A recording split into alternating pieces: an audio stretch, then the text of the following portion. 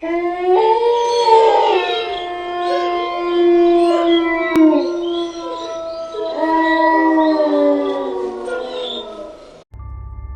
वालेकुम listeners, welcome to my channel. उम्मीद है आप सब खैर आफियत से होंगे और मेरे चैनल की स्टोरीज़ आप सबको पसंद आ रही होंगी। आज का वाक़या हमारे साथ जमीला ने कराची से शेयर किया है। वो कहती हैं कि वैसे तो वो लोग साहिवाल के रहने वाले हैं और उनके बाकी फैमिली मेम्बर्स और जितने भी रिलेटिव्स हैं वो ज़्यादातर साहिवाल में रहते हैं, लेकिन कुछ अर्सा पहले उनके हस्बैंड ने बिज़नेस की गर्ज से लाहौर शिफ्ट किया था। तब उनकी नई नई शादी हुई थी। जब उन्होंने लाहौर शिफ्ट किया तो उनके हस्बैंड ने रेंट पे एक मकान लिया। वो 2 कमरों का मकान था और ऊपर छत थी। जमीला कहती हैं कि वैसे तो मकान बहुत अच्छा था, उसमें ऐसा कोई ख़ास मसला नहीं था, लेकिन जब हमने उधर रहना शुरू किया तो मुझे उस मकान में अजीब सी पुरसरारियत महसूस होती थी। बाज़ औक़ात मुझे ऐसा लगता था कि मेरा दिल घट रहा है और मैं इस मकान से बाहर चली जाऊं थोड़ी देर के लिए। तो कहती हैं फिर मैं थोड़ी देर के लिए छत पर चली जाती थी ताज़ा हवा लेने के लिए, लेकिन तब भी मुझे पूरी तरह सुकून महसूस नहीं होता था। मैंने सोचा कि शायद हम नई जगह पे आए हैं, शिफ्ट हुए हैं, तो इस वजह से मुझे ऐसे लग रहा है, क्योंकि मुझे यहाँ की आदत नहीं है। कुछ अरसे तक में भी मैं नॉर्मल हो जाऊँ। उन्होंने कहा कि सर्दियों के शुरू के दिन थे। मकान में आए तकरीबन हमें 2-3 हफ्ते हुए थे। मेरे हस्बैंड सुबह अपने काम से चले जाते थे और वो शाम को ही घर लौटते थे। बहुत कम ऐसा होता था कि वो दोपहर में चक्कर लगा लें। उन्होंने कहा मैं सारा दिन घर पे अकेली होती थी और अपना नमाज वगैरह पढ़ लेती थी या कोई काम वगैरह हो तो कर लेती थी। अचानक मुझे महसूस हुआ कि कुछ दिनों से एक काली बिल्ली आती है और छत पे चली जाती है।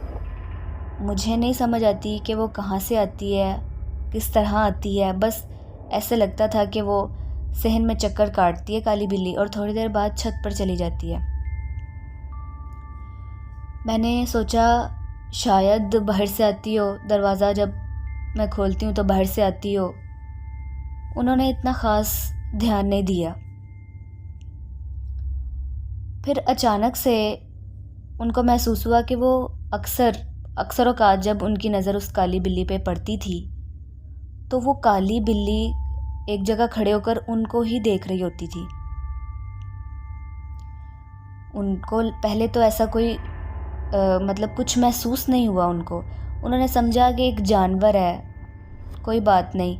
लेकिन जब काफ़ी दिन गुजर गए इस बात को, उन्होंने वक्फे से महसूस किया कि वो काली बिल्ली बार बार जब भी उनकी नज़र पड़ती है तो वो काली बिल्ली उन्हीं की तरफ देख रही होती है। और फिर जब वो उनको देखती है, उस काली बिल्ली को देखती हैं, तो वो काली बिल्ली वहाँ से चली जाती है चुप करके। जमीला ने बताया कि उनको दिल में खौफ सा उठने लग गया उस काली बिल्ली को देख के। और एक रात तो ऐसा हुआ कि काफ़ी सर्दी थी। उन्होंने सोचा कि मैं दूध बॉयल कर लूँ और एक ही दफ़ा कमरे में जाऊँ, क्योंकि बहुत सर्दी है तो बाद में मेरा दिल नहीं करेगा बाहर किचन में जाने को। उन्होंने कहा मैं बाहर निकली हूँ कमरे से और किचन में गई हूँ दूध बॉयल करने के लिए। तो मैंने क्या देखा कि दीवार के ऊपर, किचन की खिड़की में से नज़र आ रहा था कि दीवार के ऊपर वही काली बिल्ली बैठी हुई है और वो किचन की तरफ ही देख रही है।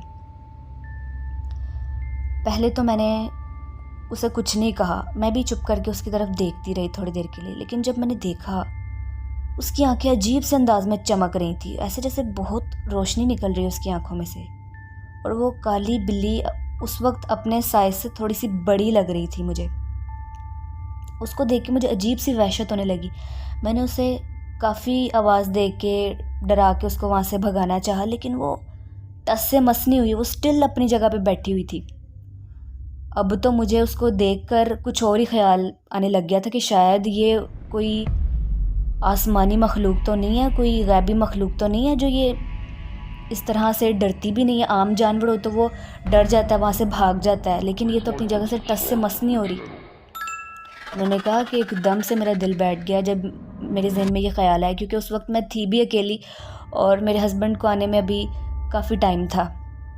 मैंने फटाफट जो दूध था वो उबाला और मैं अपने कमरे में आके मैंने लॉक लगा लिया। हालांकि वो एक जानवर था, एक बिल्ली थी, लेकिन फिर भी मेरे जहन में जो ख़याल आया कि शायद ये कोई और मखलूक है, इस ख़याल ने मुझे काफ़ी डरा दिया था। और मुझे यकीन हो रहा था कि जैसे इस बिल्ली की हरकतें हैं, ये कोई बिल्ली नहीं है, ये कोई और ही मखलूक है। उन्होंने कहा कि आज मेरे हस्बैंड आते हैं ना, तो मैं उनसे बात करती हूँ कि ये किसकी बिल्ली है और ये कहाँ से आती है और इसको कहीं छोड़ के आएँ। इस बिल्ली से मुझे बहुत डर लगता है। तो जब शाम को उनके हस्बैंड आए तो उन्होंने बताया कि मैंने जब भी इस बिल्ली को देखा है, ये मेरी तरफ घूर के देखती है और आज तो इसने हद ही कर दी है। आज अब अजीब से अंदाज़ में मेरी तरफ देख रही थी और मेरे लाख डराने के बावजूद अपनी जगह से नहीं हिली। अपने साइज़ से भी बहुत बड़ी लग रही थी मुझे लगता है ये इस बिल्ली के साथ कोई मसला है, ये कोई और मखलूक है। या तो यहाँ से आप घर चेंज करें या इस बिल्ली का कुछ करें। उनके हस्बैंड ने उनको काफ़ी तसल्ली दी। उन्होंने कहा कि ये तुम्हारा वहम होगा, या चलो ऐसी कोई बात है भी तो तुम अपना कमरे में रहा करो, ज़्यादातर बाहर ना निकला करो। तो उन्होंने कहा कि जब से मैंने इस बिल्ली को नोटिस किया है, ये तब से ही ऐसे कर रही है, मैंने इस घर में और नहीं रहना। फिर एक दफ़ा उन्होंने बताया कि मुझे काफ़ी घबराहट महसूस हो रही थी, तो मैं कमरे से निकल के छत पे चली गई। छत पे जाके हमने साइड पर एक चारपाई रखी हुई थी बैठने के लिए, मैं वहाँ चारपाई पे बैठ गई। सर्दियों की दोपहर थी। मुझे ऐसा लगा जैसे कोई सीढ़ियाँ चढ़ के आया, मतलब सीढ़ियों के ऊपर चलने की आवाज़ आई कि जैसे कोई चढ़ के अभी ऊपर आ जाएगा। मैं बहुत हैरान हुई। मैं थोड़ी देर उधर ही बैठी रही कि कौन आता है। मैं देखना चाह रही थी कि कौन ऊपर आता है, लेकिन कोई भी नहीं आया।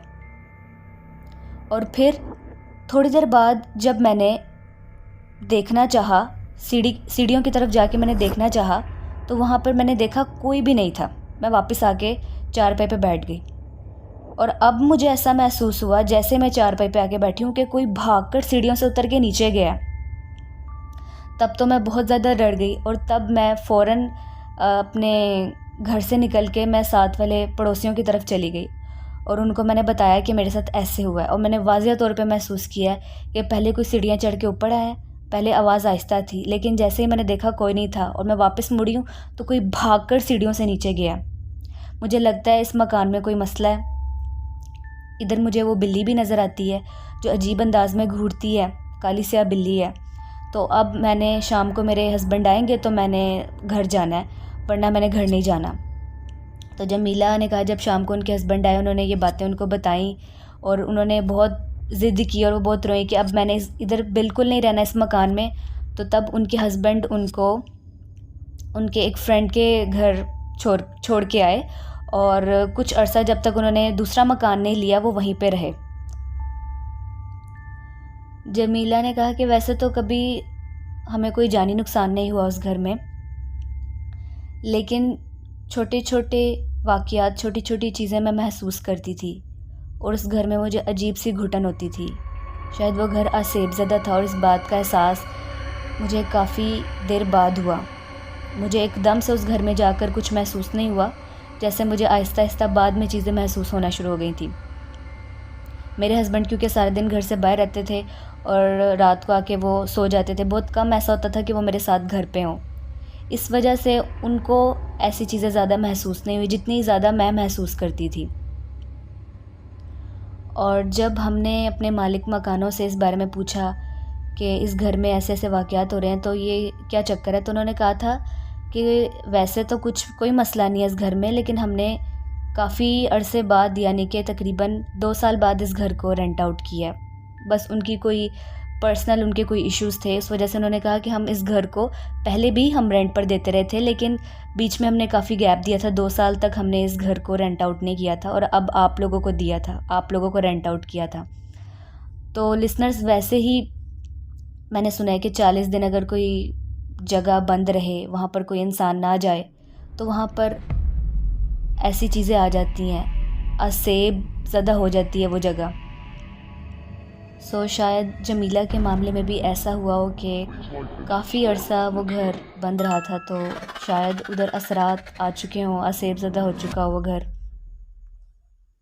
मेरा मशवरा यही है कि अगर हम किसी नए घर में शिफ्ट करते हैं तो वहाँ पे पहले कुरान ख्वानी करवा ले इंसान, और एक दफ़ा अच्छी तरह से जांच पड़ताल कर ले आस पास के लोगों से कि इस घर में या मकान में कोई मसला तो नहीं है, असेब ज़्यादा तो नहीं है।